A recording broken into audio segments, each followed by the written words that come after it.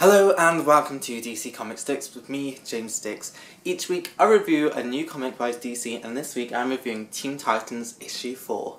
I can't believe it's taken until issue 4 for me to review this comic book series, but Teen Titans needed a relaunch within the new 52, and I reviewed the second annual which closed off the series a few months ago now.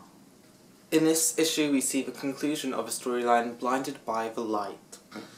So, Red Robin seems to be on his own in the fight against Algorithm, whilst Manchester Black watches on in this comic. Some may remember Manchester Black from Justice League Elite, or Superman vs. the Elite, the director-DVD film.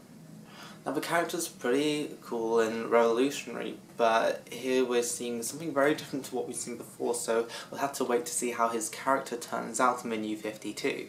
Anyway, back on topic, so Robin has to battle his way around Star Labs as Algorithm tries to kill him. In the meantime, the rest of the Teen Titans decide to run into Wonder Girl's mum. There's a huge twist, someone does die, and yeah, keep picking up the issue if you want to find out. I'm not going to spoil who dies because it's pretty cool what happens. By the time the Titans have got to Red Robin, it is too late, so...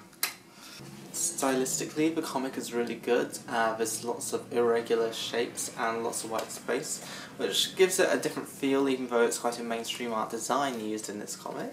Red Robin is also shown to be really resourceful in this as well, so you see that whole trick with the elevator and stuff like that. I also really love Wonder Girl's overreaction to seeing her mum. The bad. Now, it's a shame to see the rest of the Titans as a bit of a filler story. They're not really doing too much in this, and it feels like they've just been included for the sake of being included, which seems a bit unfair. I mean, it's a Teen Titans comic, you would expect to see all the Teen Titans. On the other hand, it does go to show that actually they might be a team, but certain players do different roles in it. So yes, this is definitely a Red Robin comic. I don't have any qualms with that, but it shouldn't be called a Teen Titans book if that's the case. Overall, the good and the bad sound pretty similar, and the case is that this comic has been pretty good. It just feels like this issue isn't so much as a conclusion to a series, but the start of another. So the next story arc should be a lot better, and hopefully we'll see that. I'd also like to say that this isn't actually the only comic to feature Red Robin this week, and I'd say the other one, Future's End, is probably a lot better than this read.